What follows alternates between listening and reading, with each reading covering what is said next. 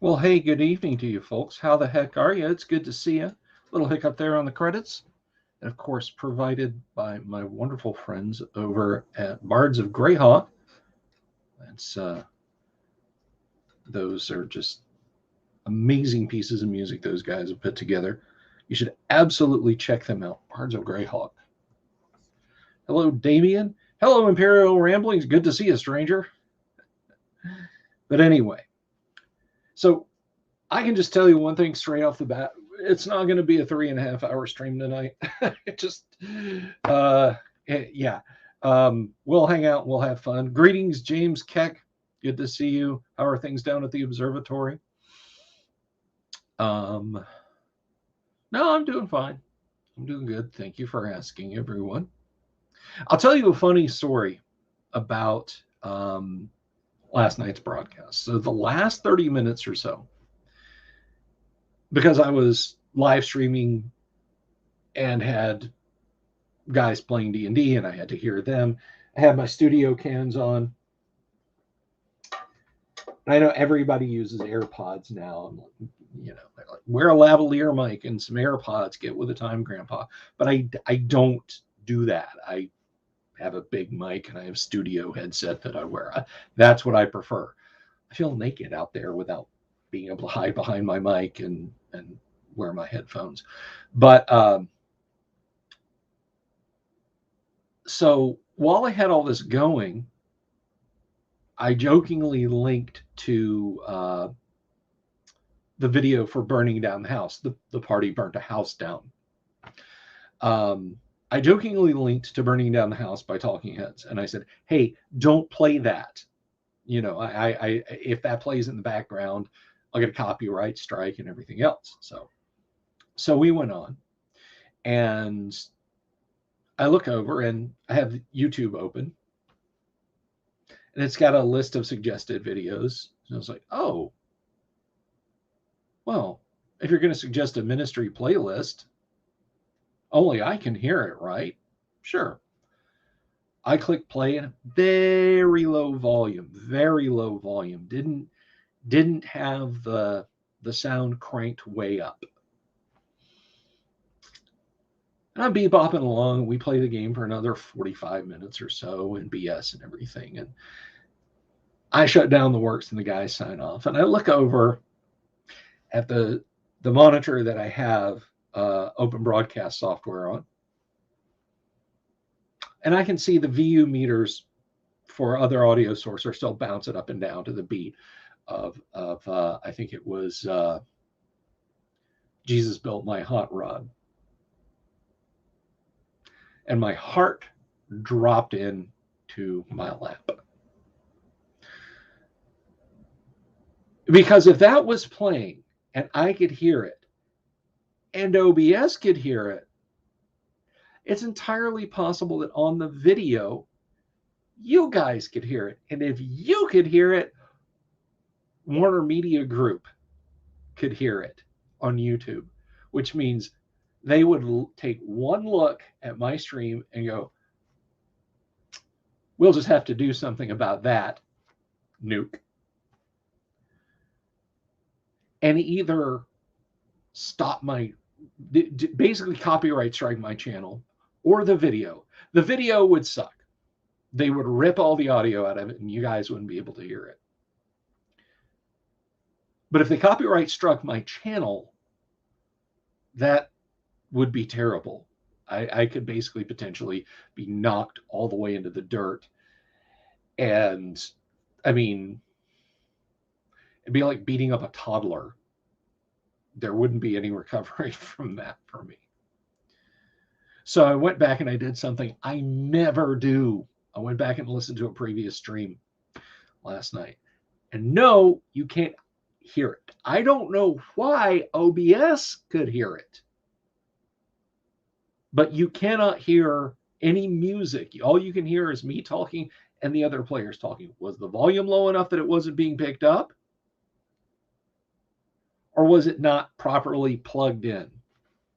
Because it seems like sometimes OBS will be like, "Oh, you're doing X. I'm going to start playing that for everybody." And I'm like, "No, don't do that." So I don't know what was going on there, but yeah, no, don't go listening to the end of the stream if you're like, I want to listen to some ministry, but I want to listen to some ministry while four nerds talk over it. Because you'll be disappointed because it's not there. So that was a big weight off my shoulders. Now, last night involved a lot of dice rolling, and I talked before the stream. I talked about some dice, about recoloring some dice and so on and etc. And how I have the powder blue dice, the blue green dice. These are very different colored dice right here. You probably even see that from that range. But then I had also, for DMing at GaryCon, virtual GaryCon last year, I'd gotten a set of Holmes Basic like dice, and they were all the way across the room, and I would show you guys later. So I promise this will be part of the end of the cavalcade, the beginning of the end of the cavalcade of showing you guys dice for the time being. But I have those. Let me switch on. Let's see. There we go. So here's the D12. And these have nice numbers on them. They're nice and visible. And then we have the D6. That thing is definitely for the visually impaired. I like it. The D4. And these, by the way, for the high pip, have the GaryCon colophon on them. People call that a logo, but that's not a logo. A logo is an image. That is a colophon. And then they have a percentile D10. This is a percentile D20.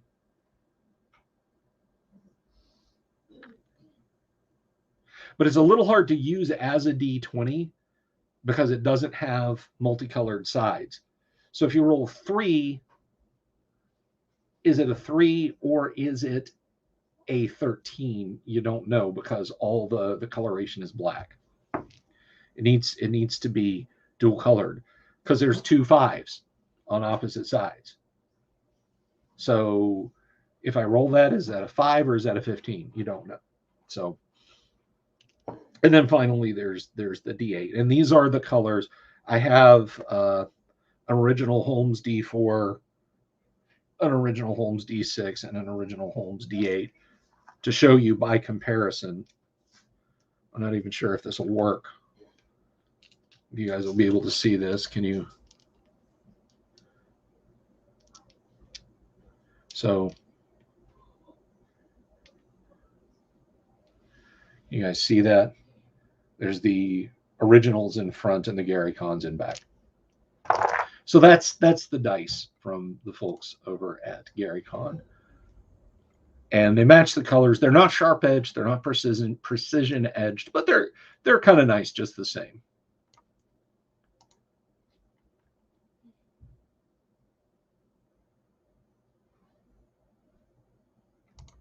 Colophon.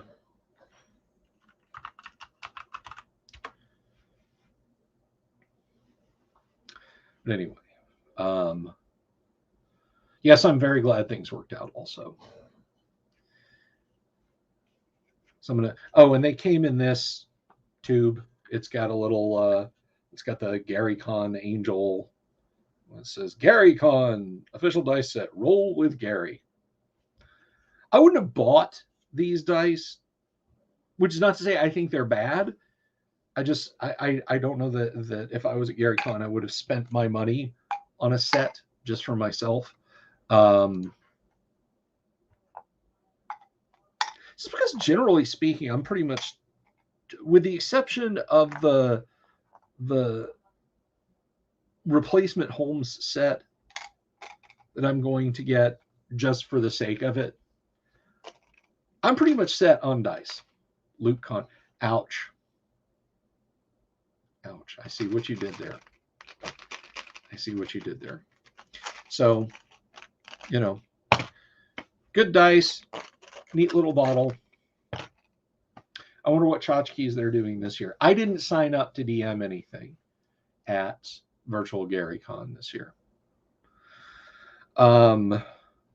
So, you know,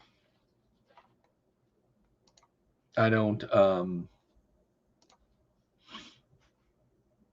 what they're doing. Doomsword Deathmaster says, I'm glad I'm not the only one who feels that way.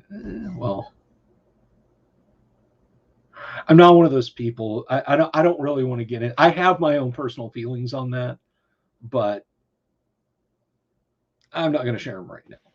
Maybe at another time. But what I am going to share right now, what we are going to go through is, so last week in reading our Supplement 1 Greyhawk, in the back of it, I just happen to have a lovely, this is one of my Greyhawk books. This is not the donated one. I feel it necessary to grab the donated one. The awesome, with the bloody beholder on it and everything. If you guys can see that, got this fantastic gift. But all the way in the back, it tells us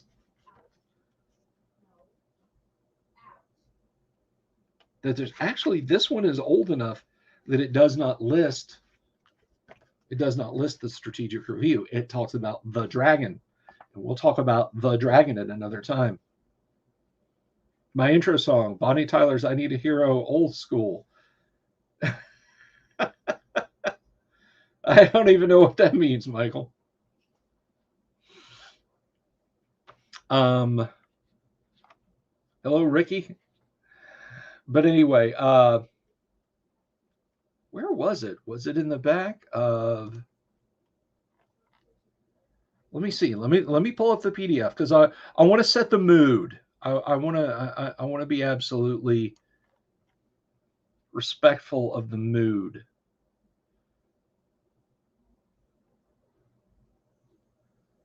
And look in. It's not in the Underworld and Wilderness Adventures. Okay, so it is in the back of some issues of Greyhawk, Supplement 1 printings of Greyhawk. The Strategic Review, the newsletter for military miniatures, games, sword and sorcery, and more. Single copy, 50 cents, 4 issues, $1.50. Overseas, 80 cents and $2.50. TSR pays all postages on orders under $25. So let's check out the Strategic Review and see what is in the Strategic Review. Greetings, Chris. It's good to see you too.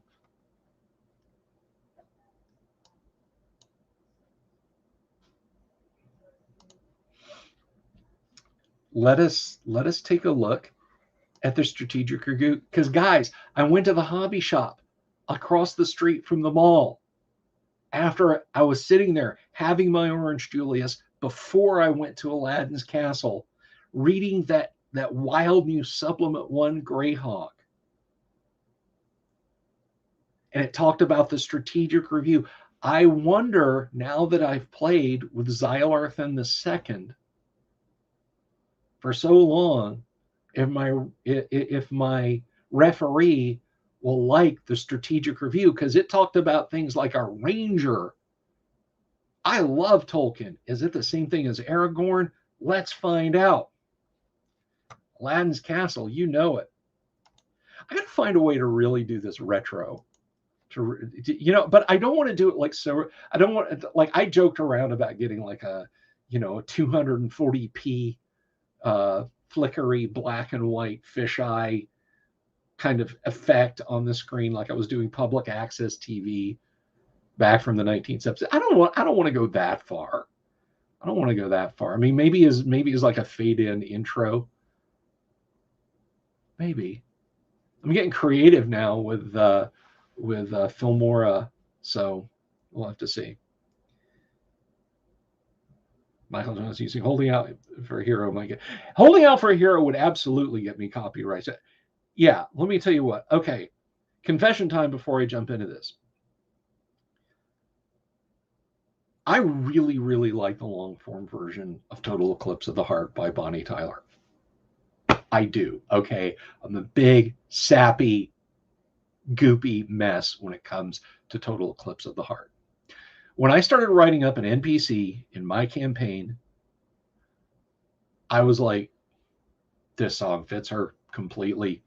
And I'm not going to launch into it right now. So I started listening to that song a lot on YouTube. And YouTube started recommending me a lot of Bonnie Tyler songs, some of which I was familiar with.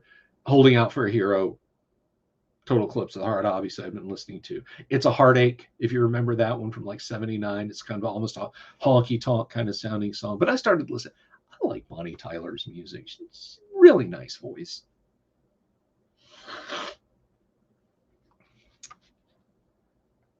But anyway,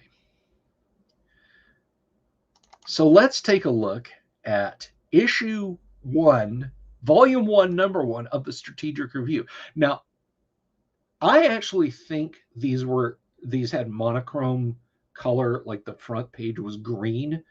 But if you've seen actual physical copies and you're like, no, Bill, they were in black and white, let me know. Let me just I'm gonna bring that up on screen here just a second. Let me see if it will let me add that. Yeah, it did, but it's covered up my handsome, handsome face. So there we go. This is the Strategic Review. You know what I'm gonna do? I'm gonna shrink me down and put me up in the corner as usual, because you guys don't need to see my handsome, handsome face. You want to see this. So let's take a look at the Strategic Review. I'm still too big. That's what she said. I don't know if that's what she said.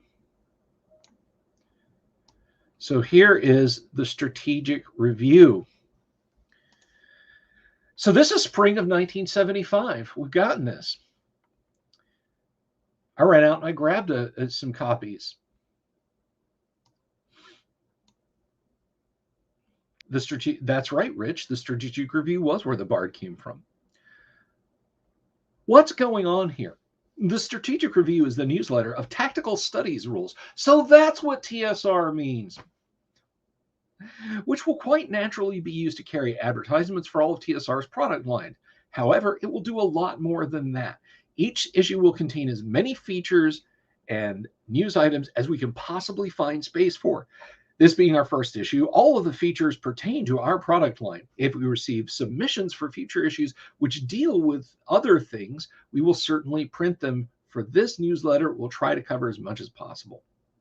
Getting back to what is at hand, here's the format planned for each issue.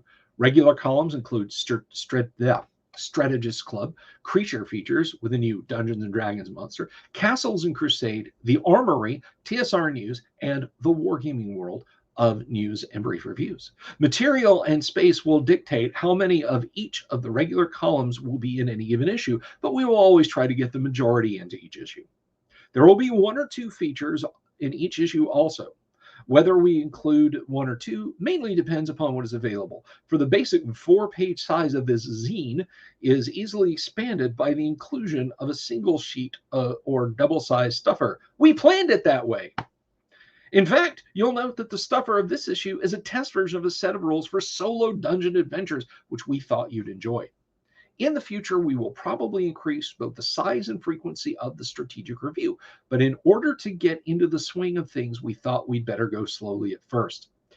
If you enjoy this issue and want to help, there are 2 things which you can do. First, tell your friends about it so that they too will subscribe. Second, send in any brief items you have, either news articles or material for the other columns.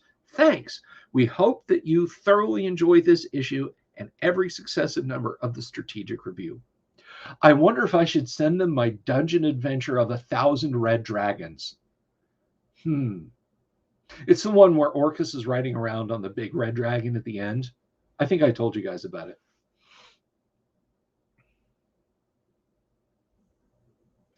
Danian says, been writing lore for a potential techno-barbarian action-adventure fantasy game.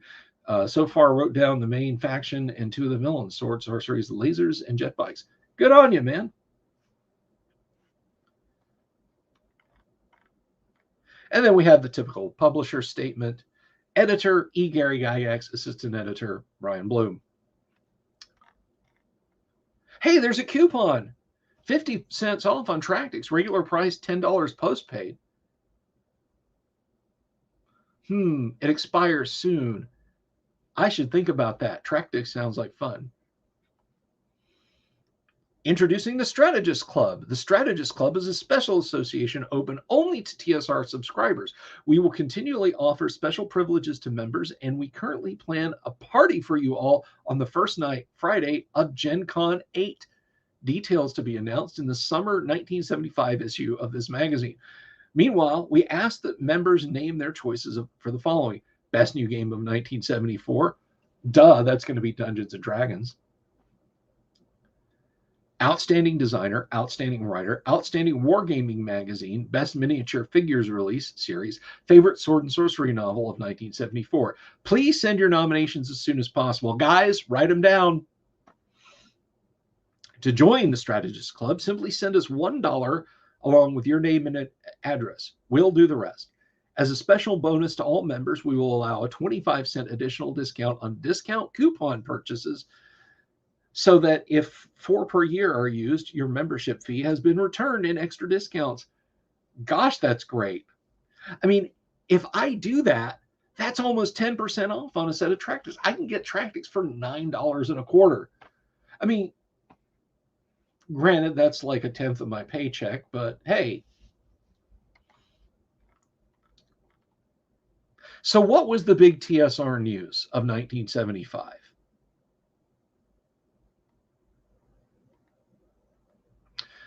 Many readers are probably aware that Tactical Studies Rules has acquired the rights to a number of rules booklets in the Guide on Games line.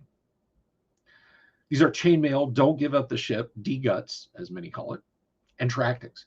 Getting these booklets into print under our own logo is naturally a first concern to us, but that doesn't mean we'll totally ignore new releases. What we hope to do is this. Tractics should be available once again by the time this newsletter is released. It is a second printing with only minor revisions, given herein the Armory column, so as to save costs of doing a second edition.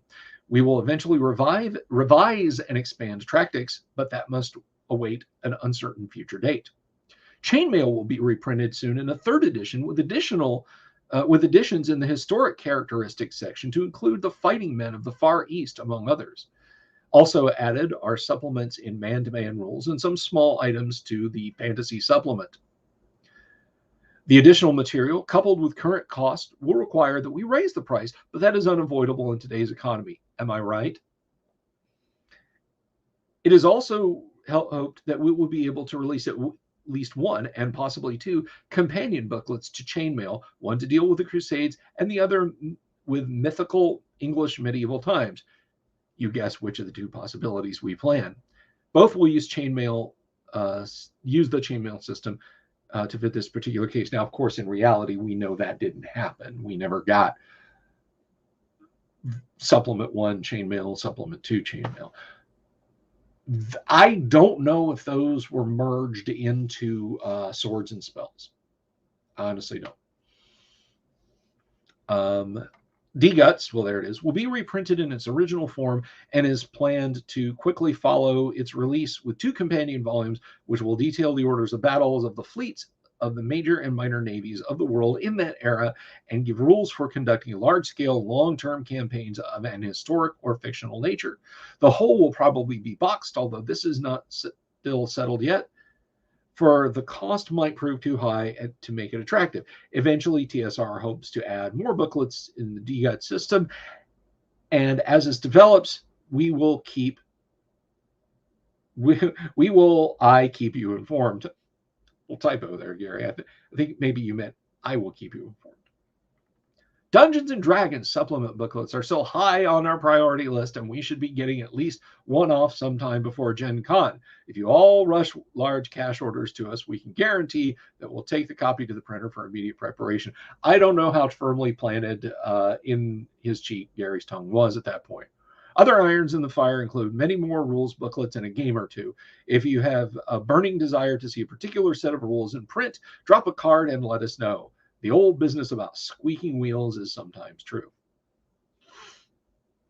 So, but we've read all this. Look, I don't have Tractics and I don't have, I don't have D-Guts or any of that stuff.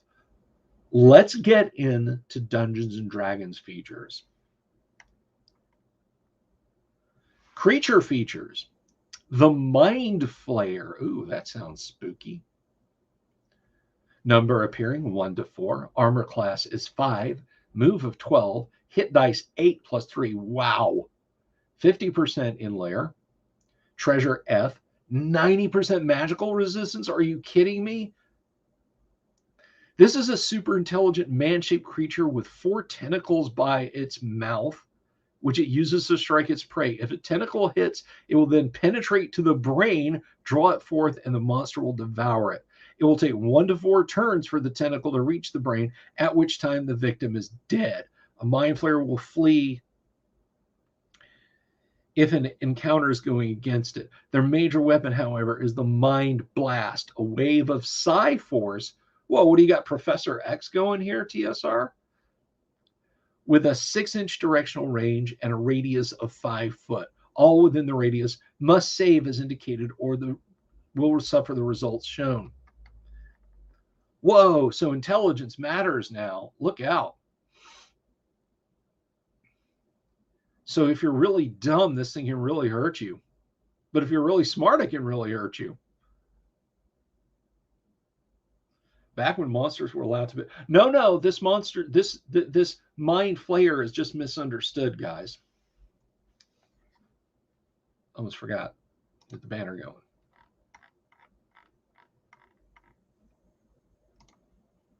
Sorry, forgot the banner. We do have Patreon. You can support us on Patreon if you like. It is right below on the scrolly thing. Patreon.com/The Delver Dungeon. Let's get back to it. So look at this chart. Let's zoom in a little bit on this. And look at this chart. So in OD&D, if your intelligence is 3 to 4, your saving throw at 1 to 2 inches or 3 to 4 inches has to be a 19 or a 20. Let's just roll that. Let's square off old Xylarthan against Xylarthan II, I should say, against this Mind Flayer. So Xylarthan is intelligence 8. He needs, and let's say he's a medium range. Let's say he's 40 feet, to be fair. Xylarthan needs a 14 or better, or he will be put asleep for an hour. And I can bet that the Mind Flayers, of which, by the way, there are 2, won't just leave old Xylarthan II alone. Let's find out what happens. I rolled a 1. Xylarthan II is dead. He is asleep for an hour, and the Mind Flayers are going to feast on him. Well, I'm not losing my character to a magazine article. Let's go on. So that's the creature feature. Now it says here, magic users add +1 to their saving throws, and clerics add +2. I don't think even that would have helped. So a cleric wearing a helm of telepathy would get a total of +6 to their saving throws. So if Xylarthan had been a cleric, and I rolled 3 + 6 is 9 is 9. Still wouldn't have saved him. Still wouldn't have saved him. Not with that intelligence. Still just would have been asleep. It wouldn't have killed him. Wouldn't have put him in a coma. And if he had fellows with him, they potentially could have fought on. But that's how dangerous the Mind Flayer can be, guys. That's how deadly dangerous the Mind Flayer can be. So if my referee gets his hands on this and cuts this out and sticks it in his Underworld and Wilderness Adventures or in his original D&D box, look out. This guy's dangerous. But he's got treasure type F. I wonder what that gets us. Let's scroll down a little bit. Treasure type F. Sorry.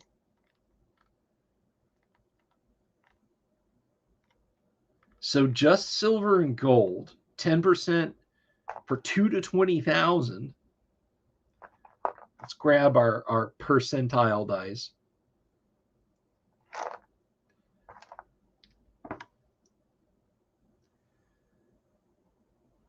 So no silver. How about gold? Oh, yeah. So gold, I rolled a 16. And now let's throw a D12 to see what the total in thousands of gold they have is. 7,000 gold. Gems or jewelry, 20% chance of each.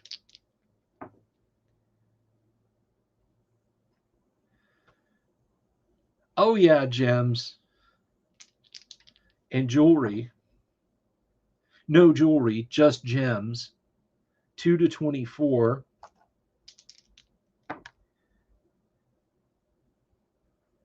So 7,000 gold, 14 gems, 30% chance for any 3 plus a scroll. 35% chance. No weapons, any other 3 plus 1 potion and 1 scroll. So no magic, just a lot of gems and a lot of gold. Still not a bad haul. Let's continue on. What other cool D&D stuff do we have in this issue? And remember, we have other issues. Castle and Crusade, the Spear and Man-to-Man Combat. Special first issue feature solo dungeon adventures. Whoa, you mean I can play D&D without having to get the whole group together? This could be fun. So let's read through this together. Let's zoom in a bit and scroll over.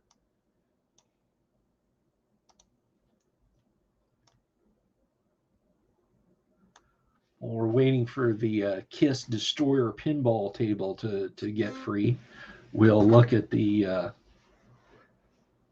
solo dungeon adventure by Gary Gygax, which with special thanks to George A. Lord, preliminary testing, Robert Kuntz, and Ernest Gygax. Although it has been possible for enthusiasts to play solo games of Dungeons and Dragons by means of Wilderness Adventures, there's been no uniform method of dungeon exploring, for the campaign referee has heretofore been required to design dungeon levels. Though through the following series of tables and considerable dice rolling, it is now possible to adventure alone through endless series of dungeon mazes. After a time, I am certain that there will be some sameness to this, however, and for this reason, a system of exchange of sealed envelopes for special rooms and tricks or traps is urged. These envelopes can come from any other player and contain monsters and treasure, a whole complex of rooms, unfolded a bit at a time, ancient artifacts, and so forth. Now, see what Gary's doing here? This isn't just for one sad, lonely little player. This is for networked player versus environment play. Think about that. This is pretty freaking revolutionary. And if you think network just means computers, well, I don't know what to tell you. All of the envelopes should say what is what. It should say, all the envelope should say is for what level the contents are for and what location, i.e. a chamber, room, 20-foot wide corridor, etc. Now break out your copy of D&D, your dice, and plenty of graph paper and have fun. The upper level above the dungeon in which your solo adventures are to take place should be completely planned out, and it is a good idea to use the outdoor encounter matrix just to see what lives there. A staircase discovered later just might lead right into the midst of whatever it is. The stairway down to the first level of the dungeon should be situated in the approximate middle of the upper ruins, or whatever you have as upper works. The first level of the dungeon is always begun with a room. That is, the stairway down leads to a room so that you immediately go to table 5 and follow the procedure indicated. Always begin a level in the middle of the sheet of graph paper. Save what you develop. For if you decide not to continue each solo game as part of a campaign, the levels developed in this manner can often be used in multiplayer games. Likewise, keep a side record of all monsters, treasures, tricks, and traps, and whatever. If the opportunity ever comes, as it most probably will, you will have an ample supply of dungeon levels and matrices to entertain other players. Let's pause again there.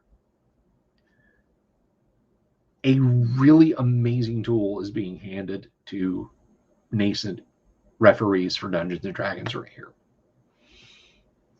This isn't just a boring exercise when you can't get the group together. All right. This is helping you build dungeons.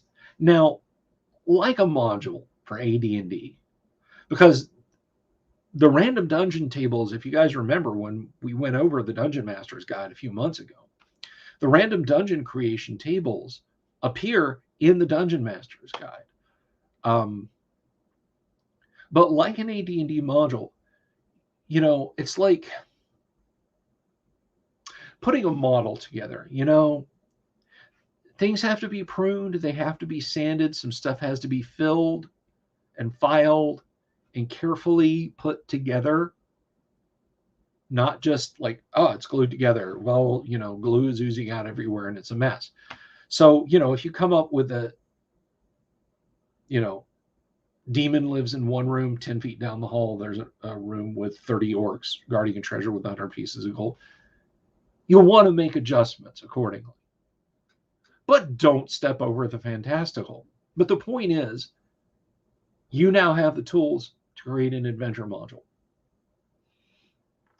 And right here, discretion must prevail at all times. That's what I was just saying. For example, if you have decided that a level is to be but one sheet of paper in size and the die result calls for something which goes beyond an edge, amend the result by rolling until you obtain something which will fit your predetermined limits. Common sense will serve. If a room won't fit, a smaller one must serve, and any room or chamber which is called for can be otherwise drawn to suit what you believe to be its best positioning. At all times, you are serving in two roles, referee and player, so be sure to keep a fair balance. Now proceed to the tables which explain all play. Now let's go down. It said start on table 5, so we're going to do that. Table 2, 3, 4, 5. Rooms and chambers. So we're going to use our 12-sided die. I've got these weird dice that I bought here. And you know, we could adventure Xylarthan through this. So we start in a rectangular 20 by 30 room.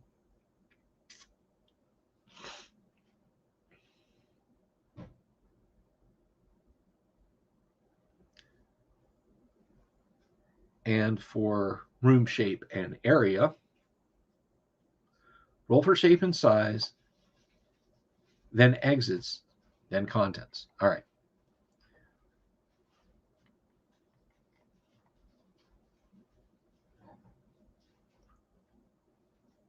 I'm sorry, this is a rectangular 10 by 20 room, not a rectangular. That is a chamber. This starts in a room. All right, exits.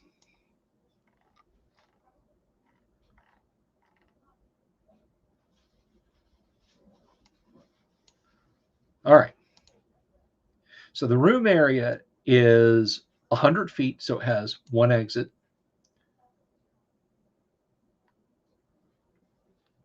So we don't have to really roll for that. In fact, we shouldn't.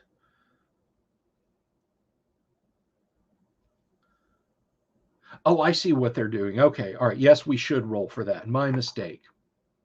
So we roll a d6 and then consultotron. 6.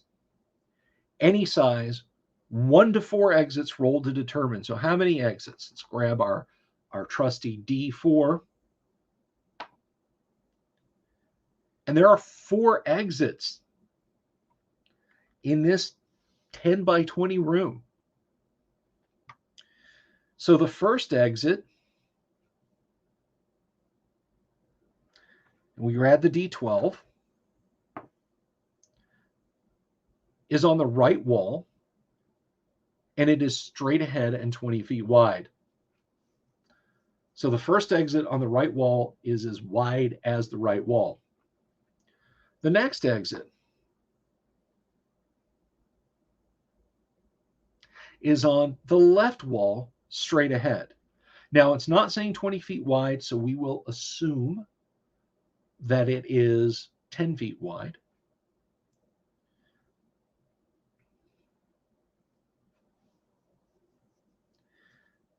The next exit, opposite wall, straight ahead.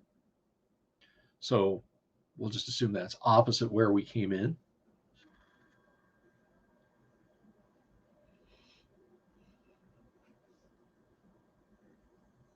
And the last exit is also on the right wall. So 2 doors that open into a 20-foot wide hallway on our right, 1 door that opens into a 10-foot wide hallway on our left, and 1 door that opens into a 10-foot wide hallway directly in front of us. So we've got our exits.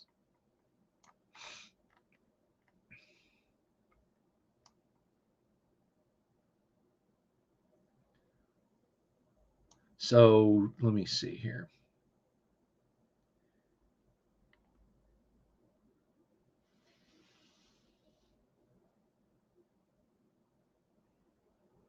A secret door might exist. Let me see. For every 10 feet of wall space, check, roll a 12-sided die. And 1 indicates a secret door has been found, and 12 indicates a wandering monster has come in. So that didn't happen to us.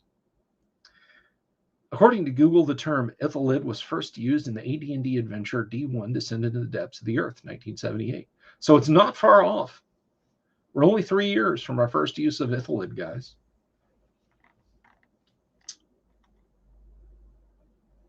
So it's not an unusually shaped room.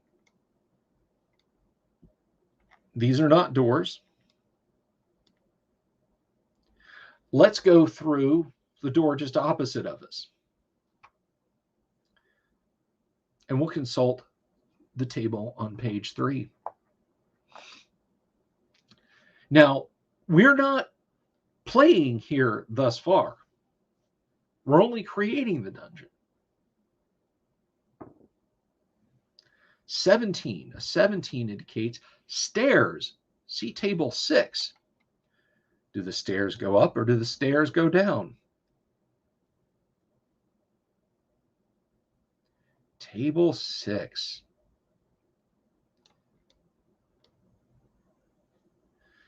So a D20. And we roll a 15.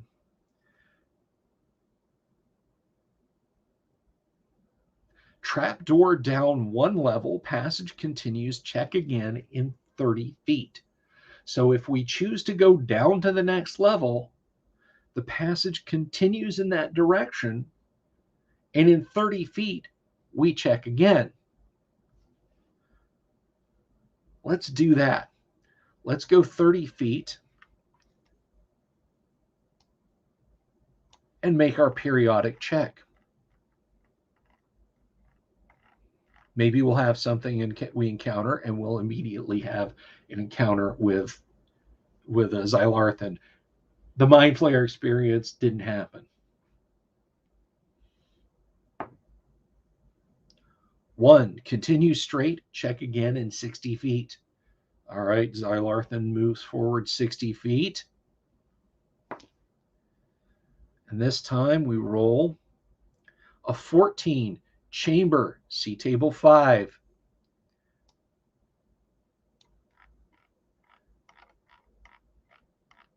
The chamber.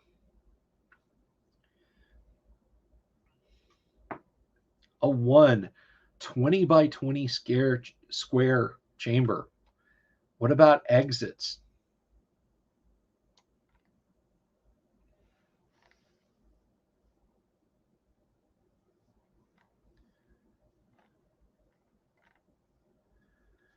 All right, let's roll a d6.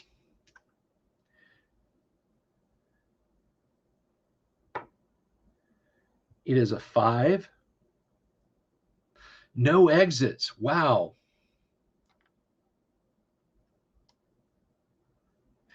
So Zylarthan's going to carefully search for secret doors to see if there are any secret doors out of this chamber. Was it just some kind of sub room?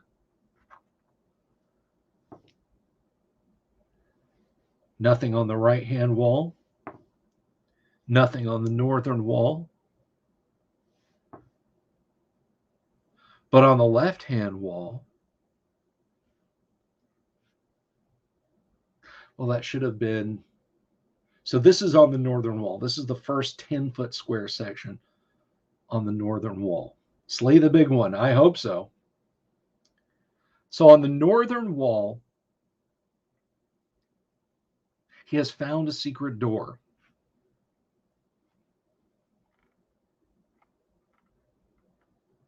Oh, I should have been checking. You know what? Let's check this room for contents. We'll assume that he found the secret door immediately. He said, what would I need to roll to telepathically inject a pop song into the mind flayer's brain? You would need telepathy. Mind flayer's 90% resistant, so it would be up to me, the dungeon master. There's no save against telepathy, but they are 90% magic resistant, so it's possible that it won't even work. I rolled a 51, so unfortunately it's not going to get through. All right, so let's roll to see what's in this first chamber. It is empty. Okay, let's go ahead and open that secret door, old Zylarthan. I rolled a 1 immediately. And what is beyond?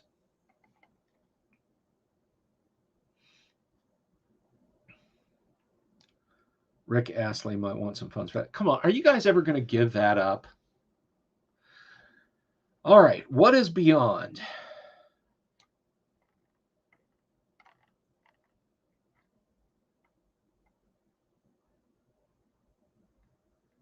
Space beyond door.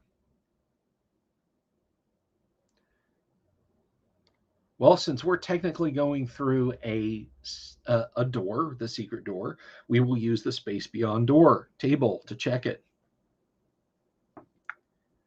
A 4. Passage 45 degrees ahead or behind. In this case, it's going to be ahead.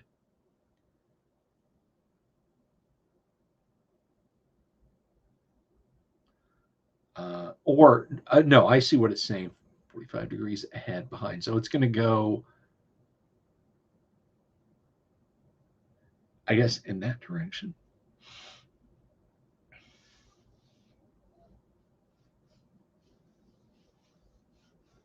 Don't let you down.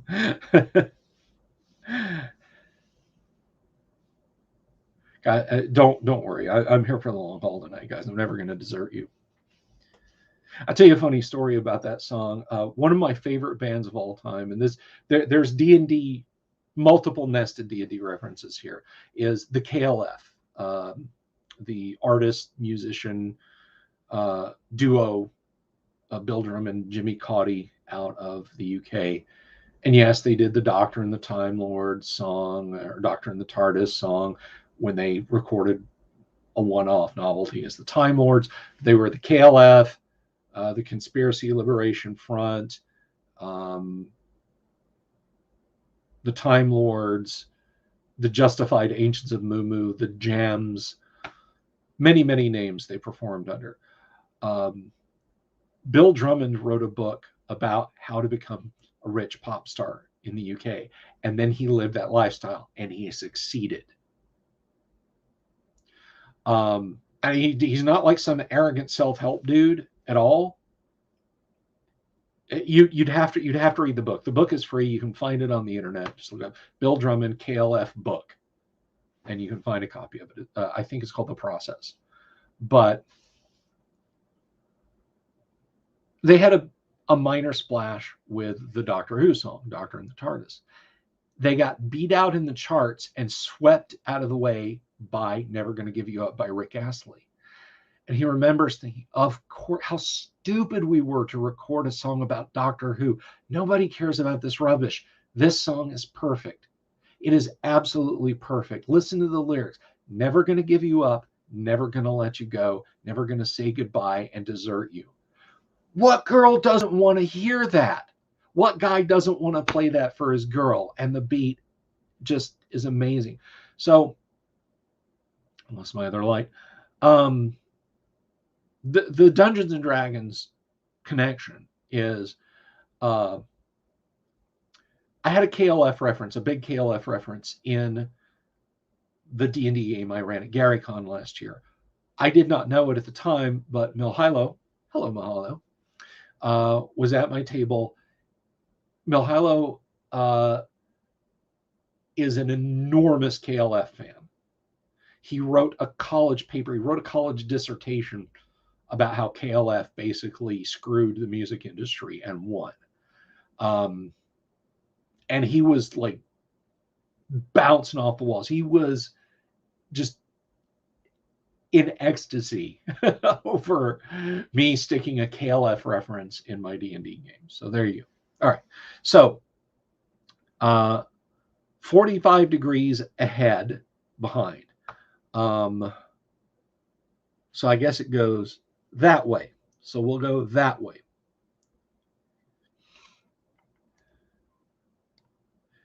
If no room is beyond a door, and it wasn't, check again on table 1, 30 feet after passing by or through a door.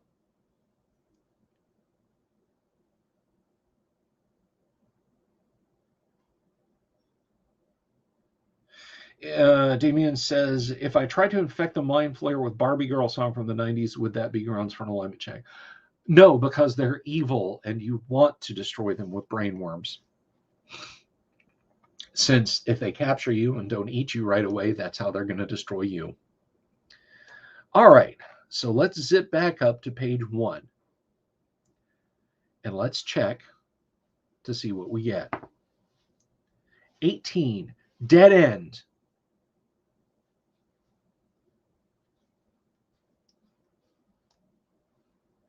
All right. Walls 1 and right ahead can be checked for secret doors. So let's check for secret doors along the walls. First, straight ahead. Nope.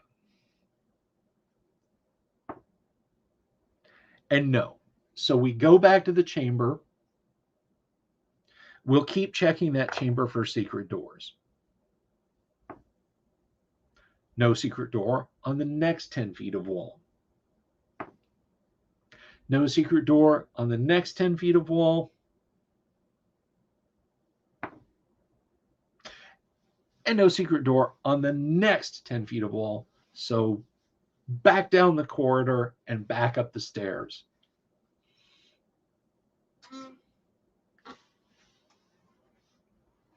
Well, fortunately, Ricky, we now actually have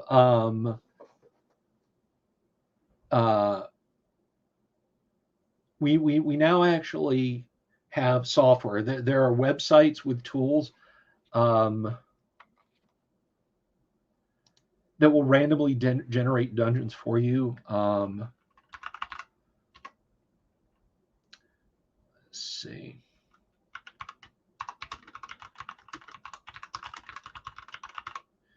Let's see if I can find one here.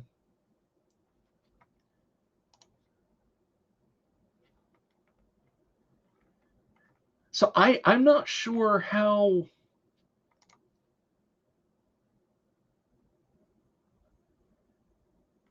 I'm not sure if this follows the AD&D method, but the dungeon.bin.sh tables seem to. But if you want to check this out, I'll put the link here. Here, you know what? Let me. dungeon.bin.sh/AD&D/dungeon, and it will randomly generate And it lets you add in a few different parameters. Now, one thing that I've noticed is there's no sloping or diagonal corridors in this entire dungeon generator. So I'm not sure if he's doing random dungeon generation or if he's using the random dungeon generation system in the Dungeon Master's Guide or here in the strategic review. I'm just not, because again, there are no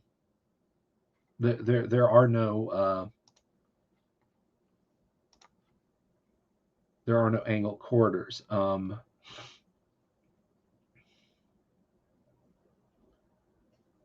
Yeah, I mean,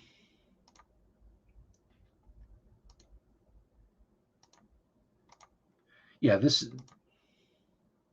is neat, but it's not exactly this tool. But you can randomly generate dungeons with it to a greater or lesser extent. But again, we're casting our mind back to 1975.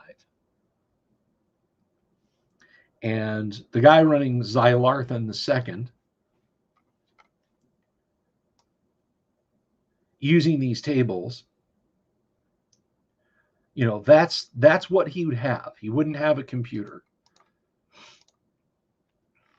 So we had a little taste of it. We're not going to spend all night, you know. Again, I'm not doing a 3.5 hour stream tonight. Let's see what else. And we have other issues too, other issues of the strategic review to get to. So this is fun and this is neat. And if I ever decide to referee, oh my gosh, look at that. Warriors of Mars, the Warfare of Barsoom in miniature. Oh, I'll have to pick that up. Star Probe.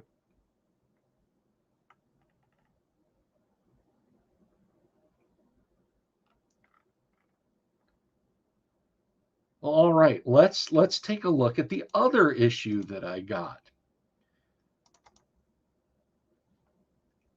Oh no, I guess somebody passed away. This issue is dedicated to the memory of Donald R.K., co-founder of Tactical Studies Rules, longtime friend and fellow wargamer. Donald was born on 27 June 1938 and died 31 January 1975. We deeply mourn his parting. Here's an editorial by Brian Bloom. I've held court on what my opinions of the Blooms is, so the less said about that, the better.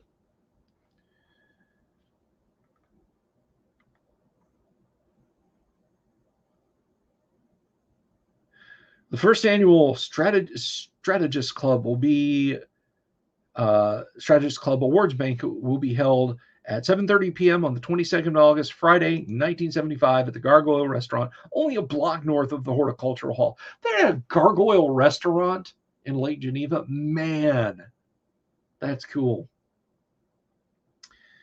Trophies will be awarded for the categories named in Strategic Review 1. The trophies awarded will be inscribed Strategist Club Awards, Creativity in Gaming, and then the category and year will appear. Naturally, the awards will be presented after the banquet. This year, sirloin of beef with a keg of ale to wash it down with. Members interested in attending should send $2 registration fee immediately. It will cover the entire cost of the banquet. A $2 sirloin steak and a beer. Outside of Vegas and the free steak buffets that they did or do, I've never been, but in some of those places I've seen advertised. Could you do better than that? I don't think so. I've lost my screen. There we go.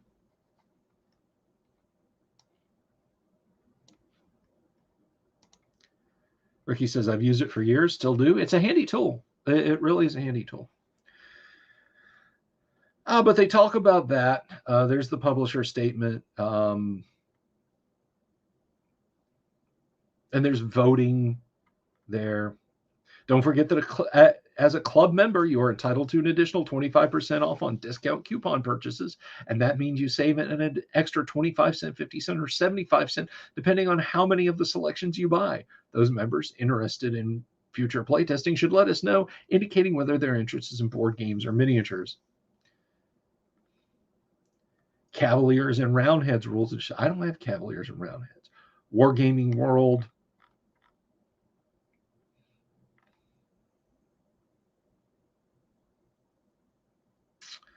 Fantastic Stories has changed its subtitle to Swords and Sorcery and Fantasy. Sword and sorcery has been slighted in the past, and it is indeed refreshing to see that the popularity of the genre is returning. Better still, there were 2 full pages of ads in the April issues for Wargame products, including one which lists D&D and Warriors. Most wargame enthusiasts and readers of science fiction, fantasy, and sword and sorcery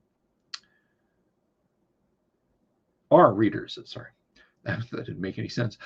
Perhaps we can turn fans of the genre into wargamers. Science fiction, fantasy, and sword and sorcery wargames and wargame products appear to be the coming thing. Avalon Hill is fishing to see if its followers are interested in that sort of a title. SPI has one science fiction game out, and there are many rumors of more to come. There are tactical miniatures rules for science fiction play to complement the several lines of space figures.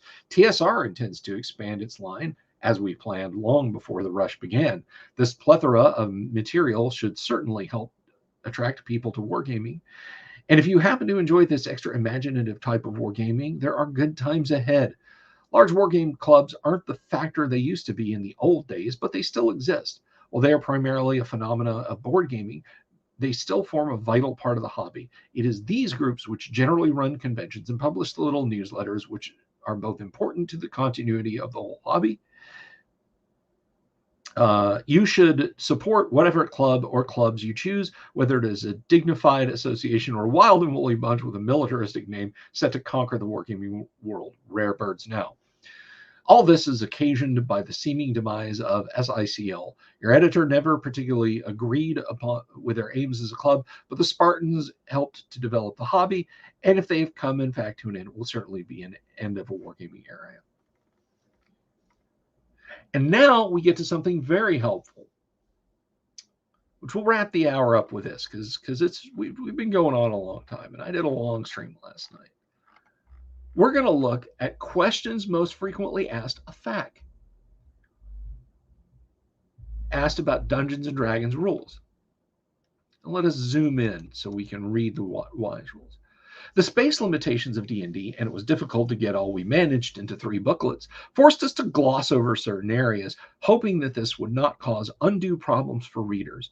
While the number of letters with questions regarding D&D indicates that our assumption was correct, even 1 or 2% of the readers represents too large a portion of unsatisfied buyers. So we herewith offer a few more details in those areas where questions most frequently occur. In addition, there are a few errors which have been corrected by means of additional sheet in the latest printing of D&D. Those of you with sets of rules which do not contain these corrections can acquire one simply by sending a SAISY to TSR requesting D&D corrections. Combat. Chainmail is primarily a system for 1 to 20 combat, although it provides a basic understanding for man-to-man fighting also. The man-to-man and fantasy sections of Chainmail provide systems for tabletop actions of small size. The regular Chainmail system is for larger actions where man-like types are mainly involved, i.e. kobolds, goblins, dwarves, elves, men, hobgoblins, etc. It is suggested that the alternate D&D system be used to resolve as important melees where principal figures are concerned, as well as those involving stronger monsters. Agreed. I think we can all agree on that. When fantastic combat is taking place, there is normally 1 exchange of attacks per round, and unless the rules state otherwise, a 6-sided die is used to determine how many hit points is sustained when an attack succeeds. Oh, so I guess they're not using the alternate rules in Greyhawk to explain this. Weapon type is not considered save where magical weapons are concerned. A superhero, for example, would attack 8 times only if he were fighting normal men or creatures basically that strength, i.e. kobolds, goblins, gnomes, dwarves, and so on. Considerations such as weapon type, damage by weapon type, and damage by monster attack tables appear in the first booklet to be added to the D&D series, Supplement 1 Greyhawk, which should be available about the time this publication is or shortly thereafter. Initiative is always checked. Surprise naturally follows first attack in many cases. Initiative, thereafter, is simply a matter of rolling 2 dice, with a higher score gaining first attack that round. Dice scores are adjusted for dexterity and so on.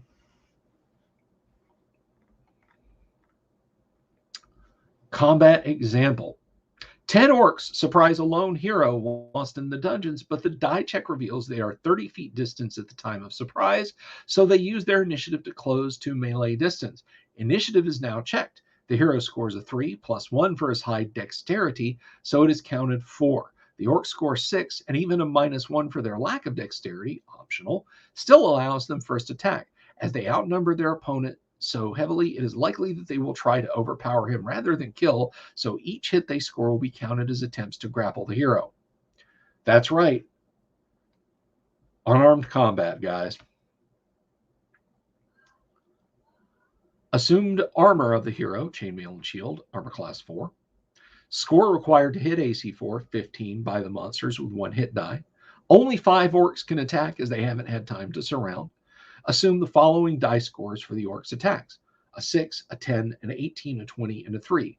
2 of the orcs have grappled the hero, and if his score of 4 with dice is less than their score of 2, he has been pinned helplessly.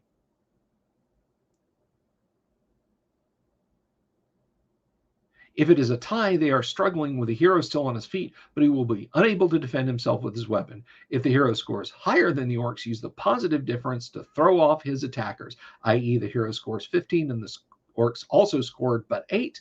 So the hero is tossed both aside, stunning them for 7 turns between them. Round 2, initiative goes to the hero. Score required to hit the orcs, 11. Assume the following dice score by the hero. Note that he is allowed 1 attack for each of his combat levels, as the ratio of 1 orc versus the hero is 1 to 4, so this is treated as a normal, non-fantastic melee, as is any combat where the score of one side is a base 1 hit die or less. Now, guys, let me tell you something right now. Let me just pump the brakes for a second here. All the folks who say, oh, D&D is so much simpler and easy to understand, right now, if you think AD&D Melee is more complicated than this, that this is an easier, simpler system than AD&D, raise your hand. Now take that hand and slap yourself in the head for lying. So it goes on like this.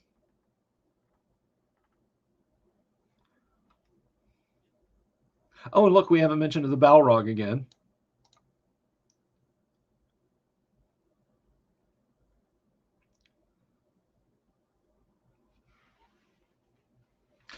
So it does note here, after many rounds of combat, continued attempts to overpower the hero are assumed, and no less than 4 orcs are able to attack the hero from positions where a shield cannot be brought into play. So his AC there is considered 5, and those orcs which attack from behind add +2 to their hit dice. In the case, it is quite likely that the orcs will capture the hero. Saving throws for monsters are the same as the appropriate type of level of man, i.e. a Balrog would gain the saving throw of either a 10th level fighter or a 12th level magic user, the latter based upon the Balrog's magic resistance, whichever score is more favorable for the Balrog. A troll would be equal to a 7th level fighter, as it has 6 dice plus 3, virtually 7 dice.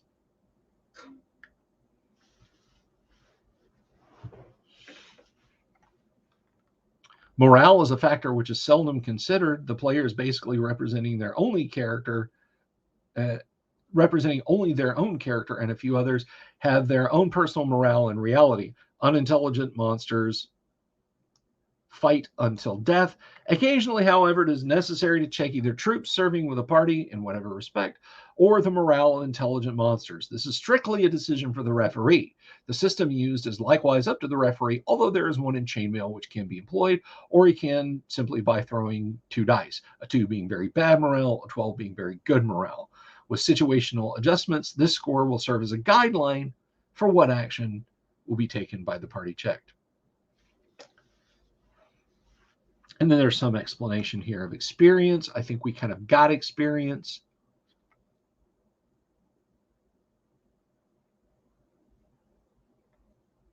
It does note here that picking on lower level monsters and expecting to get a lot of XP is not going to happen. As explained in D&D, a 10th level fighter cannot roust a bunch of kobolds and expect to gain anything but about 1/10 the experience, unless the number of kobolds and the circumstance of the combat were such as to seriously challenge the fighter and actually jeopardize his life.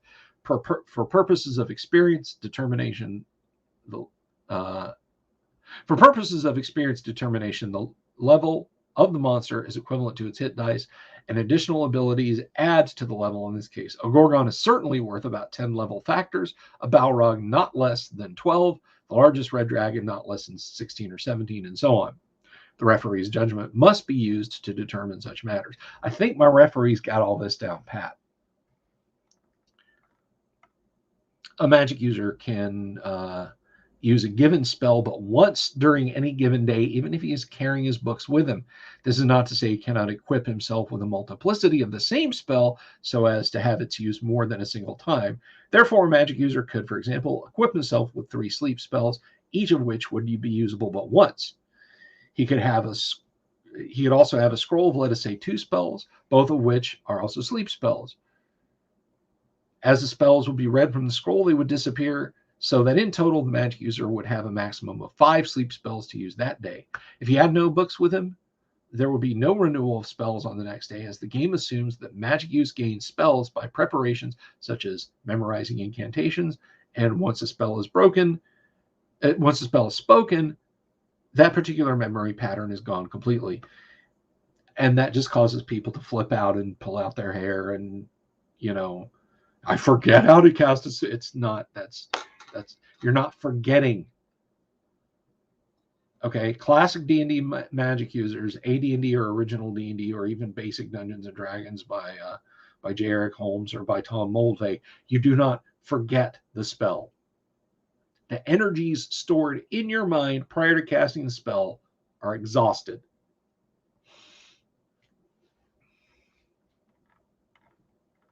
Creature feature. All right, let's look at the creature feature. The Roper. This monster appears to be a mass of foul, festering corruption. The Roper is a cigar shaped about 9 feet long with a diameter of some 3 feet. It can stand upright in order to resemble a pillar or a stalagmite or flatten itself at full length upon the floor as to appear to be nothing more than a hump. The Roper has 6 strands of strong, sticky, rope-like excretion, which it can shoot from 2 inches to 5 inches, 20 to 50 feet. A hit causes weakness, 50% from strength, in 1 to 3 turns, and the Roper then draws its prey into its toothy maw, where it is quickly devoured. The chance for breaking a strand is the same for opening a door, but every turn the Roper will drag the victim 10 feet closer. This yellowish-gray beast is unaffected by lightning, takes half damage from most cold, but is very susceptible to fire, -4 on a saving throw. Treasure type D, hit dice 10 to 12, good lord, and it uses D8s, by the way. 10 to 12, 8-sided die. Let's see. 1 or 2, it's 10, 3 or 4, 11, 5, 6, 12. That's a 5, 12 hit dice. 12 hit dice. So our average Roper, that's 10 hit points.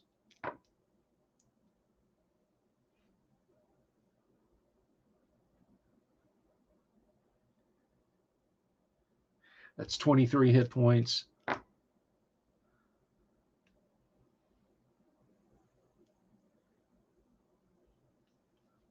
$38 hit points.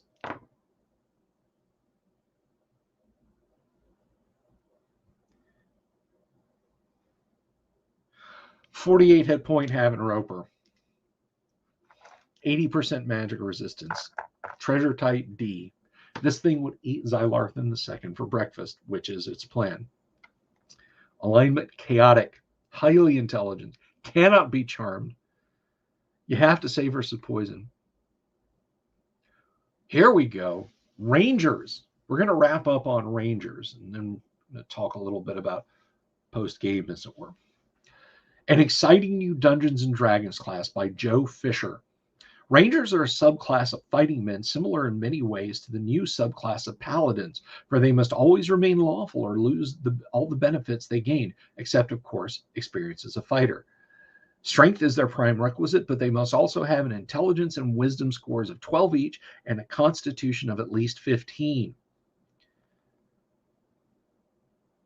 And look at that. Starting at 9th level, they gain cleric spells. Starting at 10th level, magic user spells. So by the time they hit Ranger Lord 13th level, they're casting up to 3rd level cleric spells and up to 3rd level magic user spells.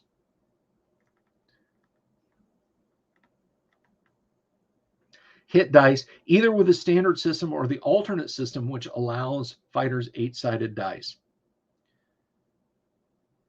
All right, so let's see if in passing we can create a ranger. So strength, we did okay on strength. We did a 14 on strength. Intelligence, we just got flushed. Intelligence of 7. And wisdom,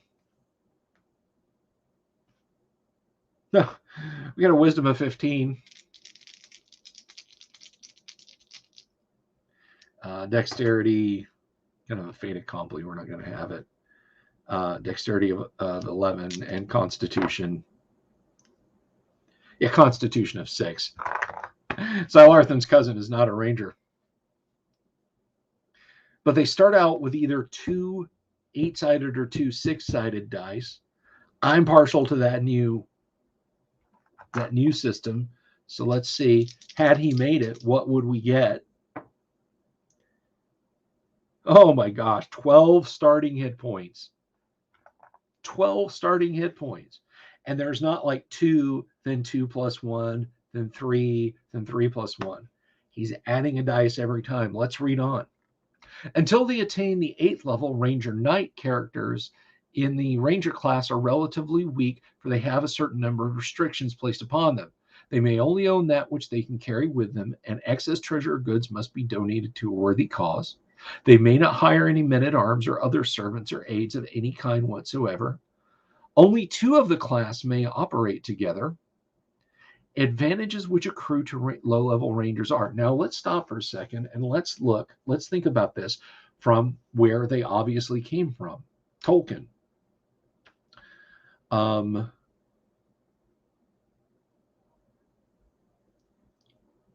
Aragorn was able to heal Frodo heal him and keep him alive. He wasn't able to completely heal him from the Morgul blade.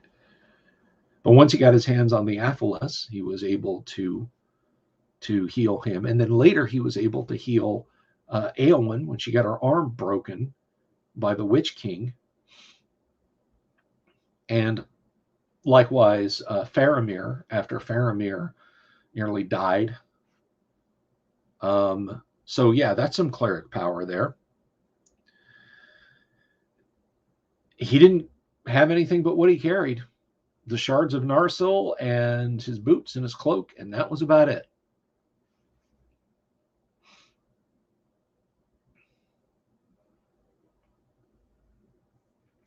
He didn't keep any men-at-arms. He just escorted the hobbits. They were hardly his men-at-arms.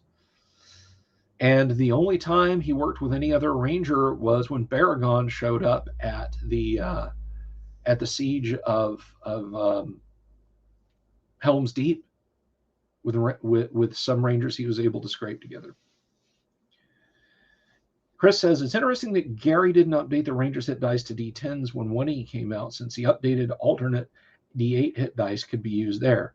I think the front loading of them starting with 2 hit dice is maybe why. And plus, out of the box in AD&D, Rangers are going to have a hit point bump anyway. So advantages which accrue. They receive no regular bonuses for advancement due to ability, but they automatically gain 4 experience points for every 3 earned. Wow. So a 33.33% increase in experience points. They have the ability to track the path of most creatures when outdoors, and even in dungeons they're able to follow them. Well, I mean, we saw Aragorn tracking left, right, and center. He followed the hobbits, the orcs, or Merry and Pippin, rather, when they were captured by the orcs. all the way from the middle of the wilderness near the Argonath all the way back to Fangorn Forest.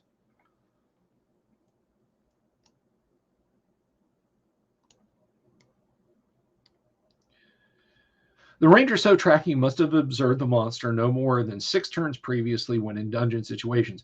On the outdoor, he has a basic 90% chance with a 10% reduction for every day old the signs are. I think that fits with a Tolkienian ranger. Because of their ability to track, rangers are also difficult to surprise, requiring a roll of 1 instead of 1 or 2.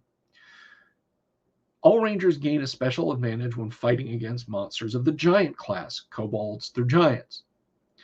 For each level they have gained, they add +1 to their damage die against these creatures. So first level ranger adds +1, the second level +2, and so on.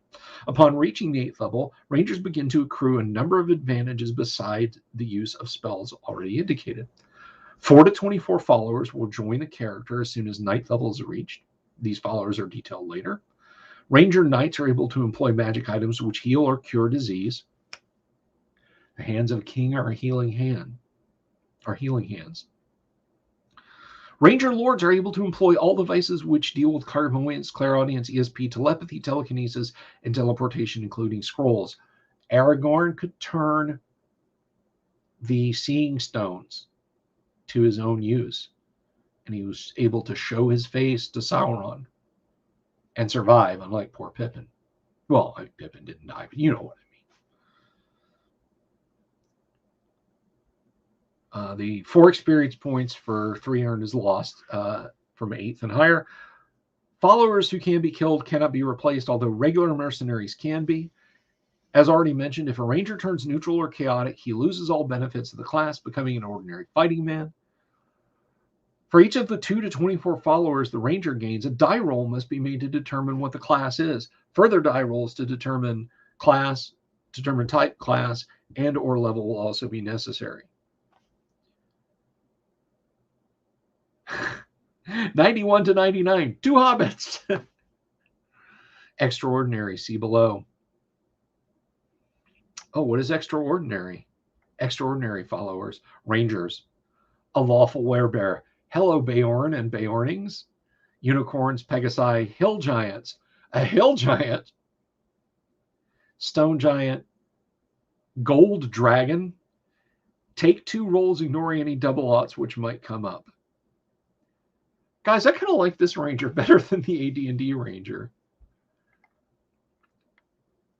When not otherwise specified, rangers perform as fighting men. They may build strongholds. In all cases, the ranger will prefer lawful to neutral types. No, Fred, I think he was a 14th level. There's one other chart here, Medieval Polearms, a special feature in this issue which combines the regular columns from the Armor and Castles and Cruisers. I don't think any of you guys give a shit about polearms in D&D, to be honest. I mean, a spear, a Volsglaive, it's all the same. And they all came out almost at exactly the same time in medieval periods. So it doesn't matter if it's the year 900 or the year, 1200, 1300. All polearms are the same. So this is an interesting read, but it's not really important. I don't think any of you care. I certainly don't. In fact, a halberd and a Volsglaive, they're the same thing, really, aren't they? I did it. I drew him out.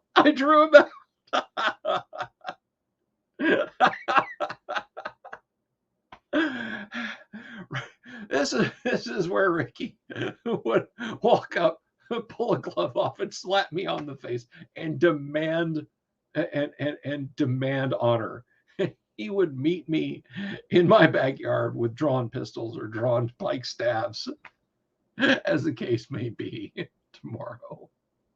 I just had to gig you with my bill hook there, Ricky. So that wraps us up for this evening, guys.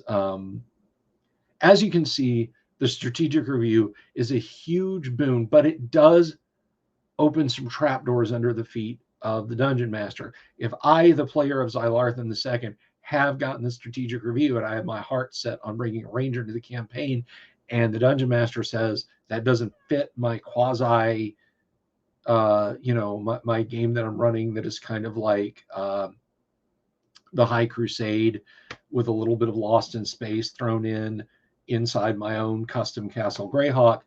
Aragorn might not fit, so there's some debate over whether or not this is official. And Dragon Magazine, which continued on after the strategic review, and we will look at later issues of strategic review tomorrow and so on and etc. They stress that they're not official. It really wasn't until the release of Advanced Dungeons and Dragons that a lot of this stuff was rebuilt, cooked down, changed over, and then made official. And then as the Dragon, and then it just became Dragon Magazine, continued on for almost a decade more. It wasn't until Unearthed Arcana came out that a lot of stuff from the Dragon was considered official, including the nomenclature of polearms, which is in Unearthed Arcana, and it is in the Best of Dragon, which we have looked at before on the channel. So we're part of the way through, and we're going to have a quick look here, just a glance. Volge, Bardiche, Gizarm, Bilhook, Glaive, Fauchard, Glaive Gizarm, Gizarm Volge, Bill Gizarm, Partisan, Spetum, Renseur, Lucerne Hammer.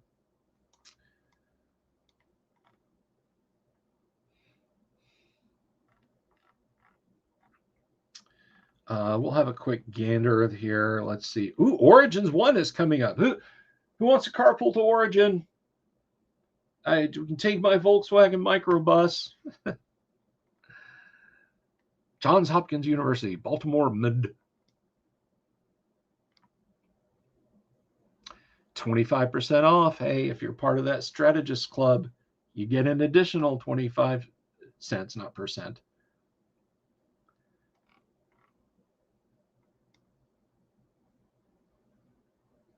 Gen Con 8, another big 3-day event. Horticulture Hall. Avalon Hill says Gen Con is the premier American wargame convention, the NACE's old wargaming. We have occasionally heard convention here say about it is not printable. But we say Gen Con is a hell of a lot of fun despite the work we have to do. Come on and see who's right about it. Miniatures, board games, exhibits, auctions, dealers, choice hot dogs. Phone Gary. There's Gary Gygax's phone number. Can you imagine? Gary, I have a question about Dungeons and Dragons. Can you imagine?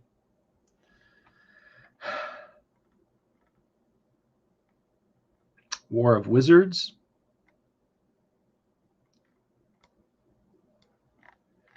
And Tactical Studies rules. A little catalog there.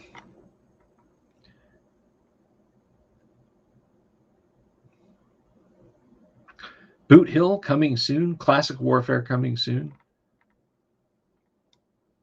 Anything else? Anything else fun? No, that doesn't. So we will return back from 1975 and revisit there tomorrow.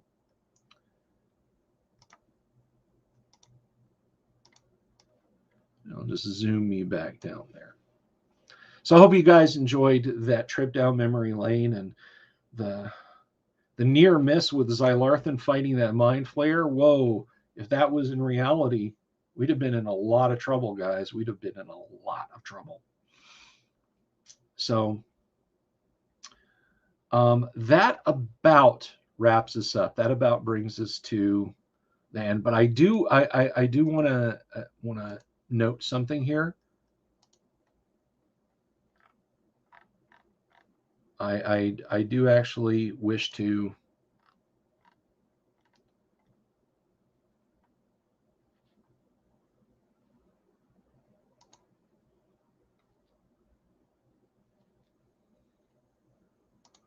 let me see. I just want to make sure I've got my P's and Q's in line here. Because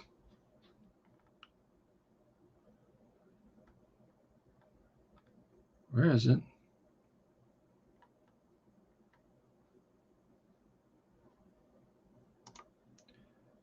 All right. I need to do one thing here, and then we'll kind of, we'll kind of wrap up a little bit. But what did you guys think? Tell me what you thought over in the compliments. And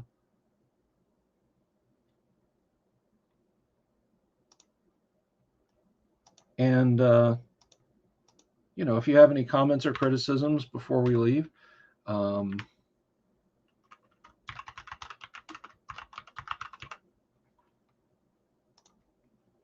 we can address those before we go.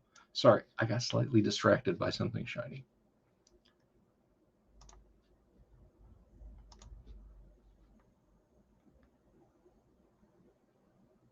You're all quite welcome. I do this every night. I do this every night, and I do it for you guys. Now, coming up this weekend, I will let you guys know, but very possibly coming up this weekend, I may do a weekend stream with a guest who's based over in Europe. I don't want to give too much away because I don't know for sure if it's going to land, but if it does, there'll be an announcement. I'll do a proper announcement on Discord and spread it around and everything. So you may get one this weekend, but I do this.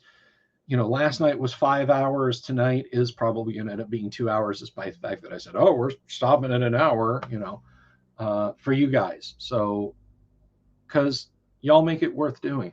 And I want to mention something too, if I may be so bold. We are currently at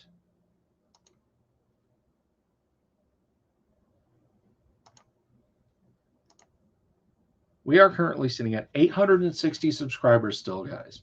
We are 140 subscribers shy of hitting that mark of 1,000 subs. When we get to 1,000 subs on this channel, we are going to have an online mini convention of our own. Not mini in the sense of miniatures, although there will be miniatures. At least me, when I'll have Dwarven Forge out there and cameras pointed at it for the table for certain games. But I'm going to run original D&D. I'm going to run AD&D. I'm going to run Twilight 2000, Gamma World First Edition. Which, aren't they really the same thing? No, they're not. They're not the same thing. I'm going to run Tales from the Loop. Probably Dungeon, definitely some Hero Quest. So help me help you guys have a mini convention. Go out there and tell people if they like what they see, if they like what they see on the channel, click subscribe, click the bell icon for notification, give the videos a thumbs up, and leave a comment on them. All that helps. All that helps. And the folks who have subscribed on Patreon help too. Now look, I know I beat the drum about Patreon a lot, but there's some people new to the channel who might not know about it. But if you don't do Patreon, that's okay. All right? I love you too. Everybody who comes to this channel and sits and watches the videos and leaves comments and interacts and everything else, you guys are all awesome, regardless of how you choose to support this. I mean, I know for a fact there's people who are not on Patreon who've driven, for me, for my metrics, large numbers of people to the channel to subscribe. And that's worth its weight in gold. That's worth plenty. And we had one person who said, "Look, I'm not going to sub to you on Patreon, but I am going to help you get this StreamYard thing so you can dual stream to both Facebook and YouTube at the same time." What do I even say to fans who support me like that? But for the folks who are on here, here is the tally. Digital Discord, Joshua Garlock, Lord Corion, Ricky Maru 1, 8 Mobius 8, Kevin Reynolds, Joseph Lucas, John David, Doomsword Deathmaster, Mark Simpson, Damian X247, and the great James F. Keck, owner of an awesome observatory, are all patrons, and I thank you for it from the bottom of my heart. Whatever you do to support the channel, if it's just sitting there watching the videos and telling people about them, or supporting on Patreon, or if you've sent me cool stuff, you know, well, that's both Greyhawk. There's a Blackmore I got there, you know, and the die. I mean, guys, just stuff like that's just awesome. I love hearing from you guys, and I love conversating with you guys, and I love doing these videos for you guys 5 nights a week, sometimes 6, depending. So thank you all. Thank you so much for being here. 8 Mobius, keeping it classy. I'm still chuckling about Star Probe. What a horrible name. It's winking at me. Anyway, thank you, Tally. Thank you, Joshua. Thank you, Doomsword, Mobius, Chris, Ricky, Damien, Imperial Ramblings. Thank you, Coolid, Frederick Rourke. I haven't seen you in the comments before, but I hope you, if you're not subscribed, Frederick, I hope you decide to subscribe. Of course, my friends over at Bards of Greyhawk, Rich and Jeremy. I got it in 1 that time. Thank you guys also very, very much. You make this fun. I would do it if there was just one of you out there watching. If just one person said, please stream, please talk to me over the internet, I'd say, okay, fuck it, I'll do it. So thank you. Thank you all for a wonderful night. Somebody said I need an outro.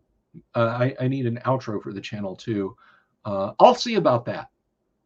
I'll see about doing that. But it'll take me about the same time as it took me to make the intro. But we'll see about that. And you guys have an absolutely fantastic rest of your Wednesday night. I'm gonna go have a beer and kick back. So yes, y'all take care. Peace.